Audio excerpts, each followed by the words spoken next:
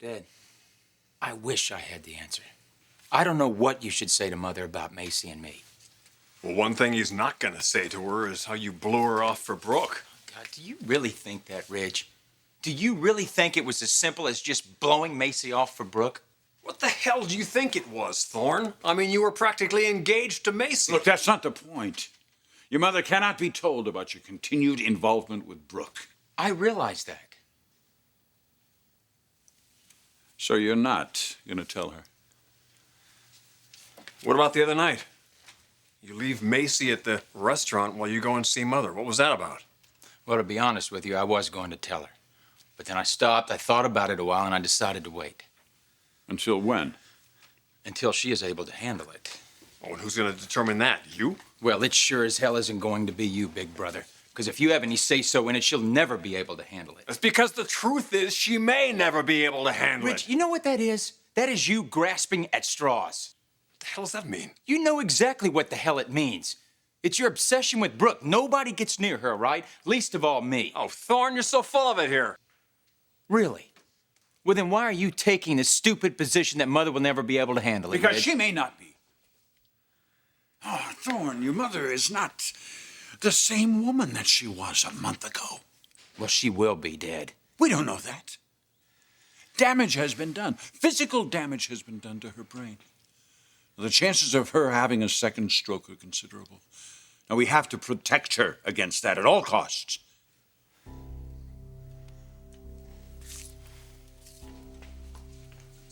So what are you saying? What we're saying is what we've been saying all along, Thorne. It's not only possible, it's probable. The Mother may never be able to handle your relationship with Brooke. Now, you want to remind her of that? It could mean our Mother's life. That's not just me grasping at straws, either. Thorne, it's your choice. Brooke or your Mother's life.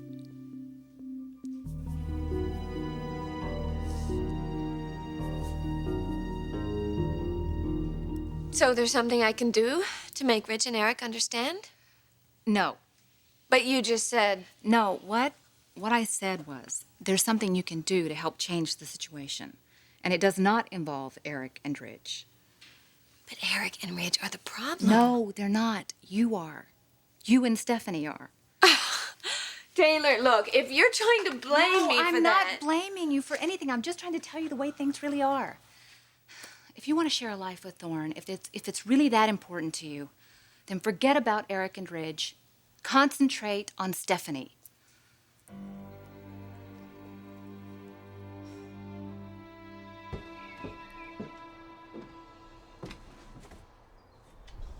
Okay, Stephanie. It is time for you to show me what you got. Strut your stuff. And you better have plenty of it left, lady.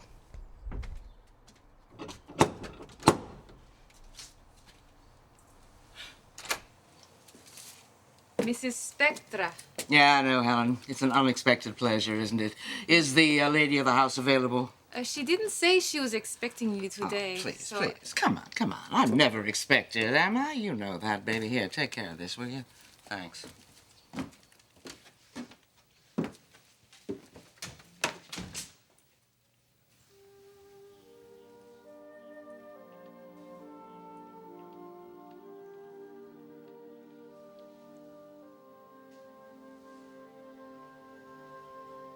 Catches you off guard, doesn't it?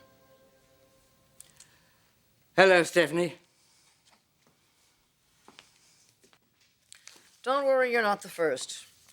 I'm really not receiving visitors, Sally. Well, that's understandable. I'm sure you don't want to be seen in this condition, do you? Well, let's not belabor the obvious. I understand you're partially paralyzed. Keen observation, seeing as I'm in a wheelchair. Stroke can be a terrible thing. Sally, why are you here? Now who's being obvious? I am here to witness the defeat of a powerful enemy. The great, majestic Queen Stephanie Forrester, mistress of all she surveys. And when you take a look at her now,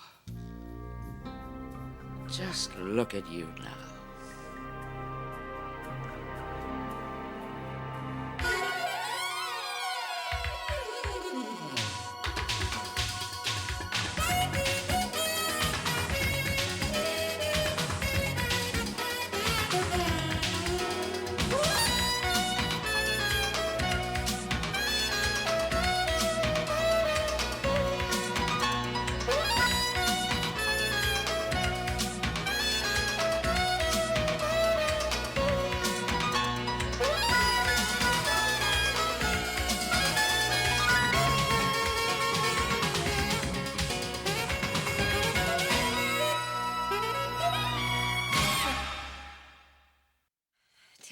Stephanie is never going to accept my relationship with Thorne. Maybe not. Right, so I have to work hard at getting Ridge and Eric to support me on this. That is not going to happen. If you interceded, it might. Brooke, please, don't put me in that position. Don't you realize what's at stake here? Look, I'm sorry. I know what you're going through. I really do. But I happen to believe you and Thorne have a very good chance of making it. And we will make it. Nothing's going to stop us. You used to say that to me about you and Ridge. Well, I guess I was wrong. I thought I was in love with Ridge, but I learned a few things over the years. Love is not about desire and chemistry. Even though Thorne and I have those things, we have something else. Something that Ridge and I never shared. Security. Now, I know I don't have a lot of credibility with the Forresters, and with you, for that matter. But believe it or not, Brooke Logan has found her true love. A man that she wants to spend the rest of her life with. There will never be another man for me. I mean that. Then listen to what I'm saying, Brooke. Stephanie is your only hope. She is the key.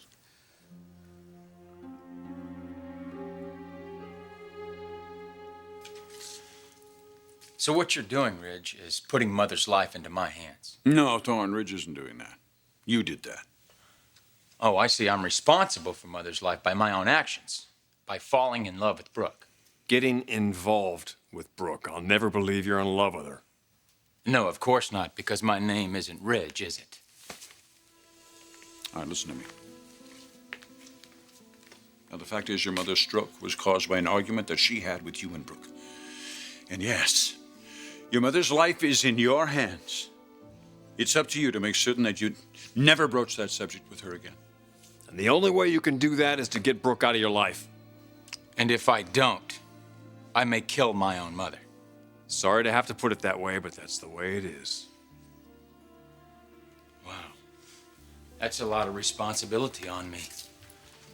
A lot of guilt. You know, I only have one thing to say about that. You two are pathetic.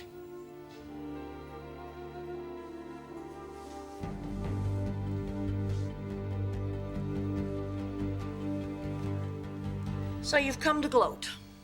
Why else? Why else, indeed? What's the matter?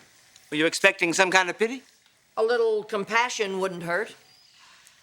I'm sure it wouldn't, but I'm sure you get more than enough of that at home from your family. After all you and I have been through together, I don't want to seem like a hypocrite. I mean, if I walked in here oozing compassion from every pore. I mean, really, if you are looking for a nice, healthy serving of pity, accompanied by great big gooey crocodile tears full of commiseration and anguish, I suggest you look for it someplace else, because you're never going to find it here.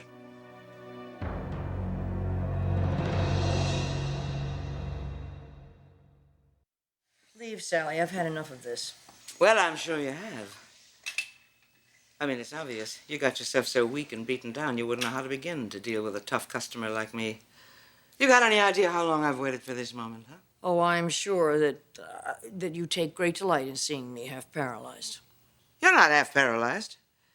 You are 100% paralyzed, it seems to me. You are incapable of ever doing anything useful or productive again. Yes, well, I happen to be in a wheelchair. Oh, you're in a wheelchair. And that automatically means that your life is over, right? Well, honey, that's fine with me. I'm telling you, it wouldn't be any better for Spectra Fashions if I had planned the whole thing myself. Have you seen our new spring line? I haven't given it a passing thought. Well, I'm sure you haven't, and that's why I'm going to tell you all about it. Our new line is so brilliant and has been so brilliantly received, we have been getting raves and the orders have been pouring in. And if it continues this way, then in a couple of years, the almighty House of Forrester is going to have to be scrambling to find any kind of a buyer for those inconsequential little rags you're turning out. In your dreams. Yeah, well, at one time they were in my dreams, thoughts like that. But you mean nothing to me now. I mean, there was a time when I really looked forward to trying to put one over on you. That's how much respect I had for you. But now that you're taking yourself out of the picture, Well, just give me some time. I need a few months. give you a few months, you may have nothing to come back to, honey. Did I happen to mention that we have over $30 million in pre-orders for our new line, and we haven't even shown all of the designs yet? That's a lie. Oh, now why would I bother to lie to you, huh? Like I said, I used to like to put one over on you, but now you're too weak to be much of anything. I mean, you put yourself out to pasture here. Who says I'm out to pasture? Come on, Stephanie. You're not exactly putting the fear of God into my heart right at this moment, you know? Well, you want to put some money on that? I think you better save your money, honey. Because when the mighty house of Forrester comes crashing down, and trust me, it will, you're going to be the cause of it. It's going to fall because the great Stephanie Forrester didn't have the guts or the internal fortitude to make any kind of a comeback. Listen, I'm wasting my time here. I got to get out of here. You take good care of yourself, honey. You stay right there, Sally.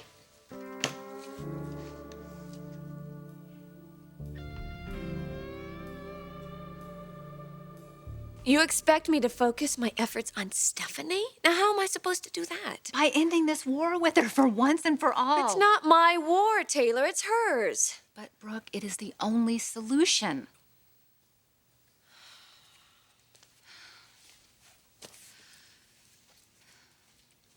Brooke, Stephanie has to accept you before she can ever accept a relationship with you and Thorne. You know, I have tried for years to get close to her. I have begged and pleaded, and no matter what I did, I could never win her acceptance. Wait, things are different now, though. She has her husband back. Plus, she just went through a life-threatening experience. Look, I know what it's like. I almost just lost my life, and it really does teach you something. It teaches you that life is so precious and so brief anyway. To waste 1 minute of it on something like a grudge it's useless and it's stupid. So you think that after everything she's been through, That there really might be a chance that she'll reconsider your relationship with her? Yes, I really do think it's possible. But trust me on this, Brooke. Leave Thorne out of it. She is not ready to deal with that yet. Just go over there and make your peace with her the way you did with me. okay. Thank you. I think I know what I need to do. Thanks.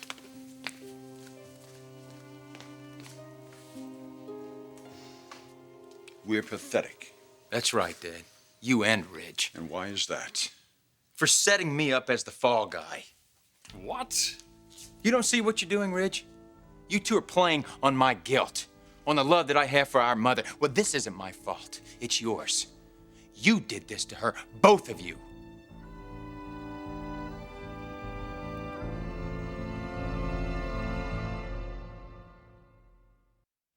How dare you treat me like some useless invalid? Who the hell do you think you're talking to? I think I'm talking to a woman whose best years are all behind her. A woman who hasn't got the grit or the muscle to come up against me anymore. Oh, really? Well, you just wait and see. You mind if I don't hold my breath? If I needed motivation to get out of this chair and back into the office, I just got it. Sally, you have just made the biggest mistake of your life. Yeah, I guess maybe I did, huh?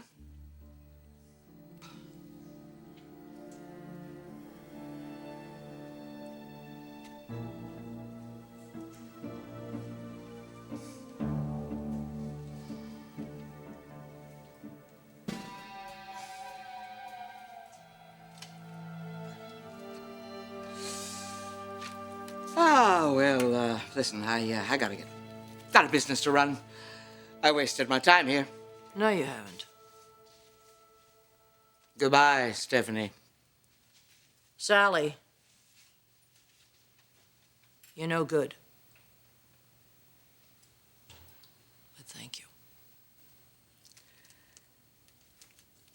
I'll see you on the runway, kiddo.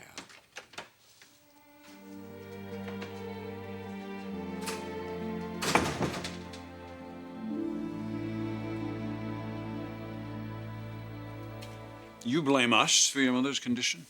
What are you, out of your mind? I'm just sorry that I didn't say it sooner. You better explain yourself, my boy. Gladly, because I've been holding this back long enough. You, Ridge, you started this feud between Brooke and Mother. Who was it that was chasing after Brooke when he was married to Caroline, huh? And then engaged to Taylor? I wasn't chasing after You know what? Brooke. Shut up and let me finish, okay? You were the one who started this time bomb. Tell me, Ridge, how many times did Mother go to the mat with you over Brooke, huh? 5, 6, 10, a dozen at least. Did it ever occur to you what this would do to her? No, it didn't. Because you kept right on chasing after Brooke. It didn't matter what Mother said or how angry she got. So if anyone set the stage for this stroke, it was you, Ridge. You've been doing it for 10 years. And you, Dad, I've been biting my tongue because you were my father. Well, no more. After the garbage that you've been laying on me for weeks, it's time that you see the truth just as much as he does. Tell me, Dad, what do you think it did to Mother when you walked out on her for Brooke?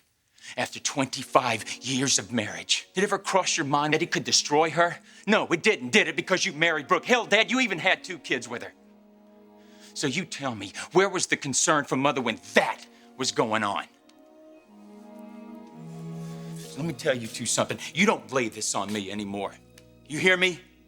I'm the only one in this family who is not married, and I have every right to be with whoever the hell I want to be with. Well, it just so happens to be Brooke.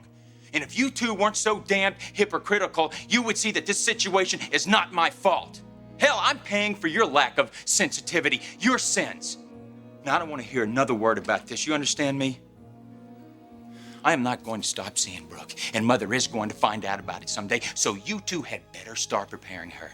Because by God, you owe me that.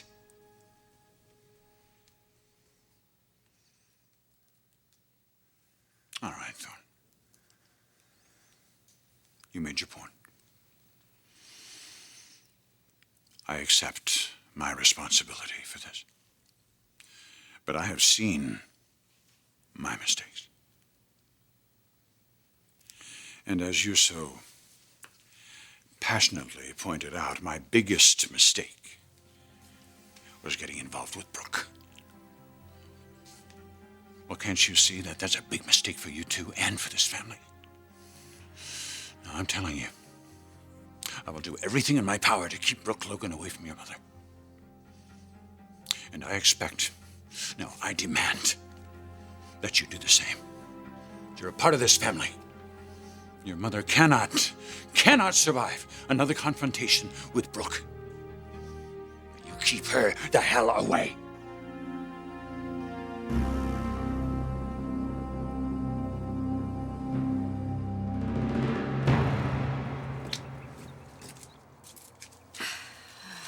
Gotta make this work.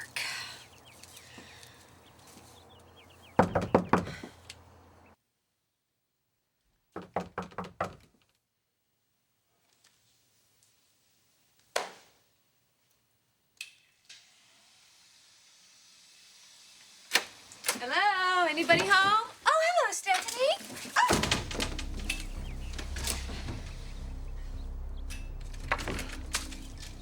Stephanie, I just want to talk. I don't want to talk to you. I brought you some flowers. I can't have any stress. I can't lose my temper. You gotta go. I want you to leave. I want you to leave right now. Do you understand, Brooke?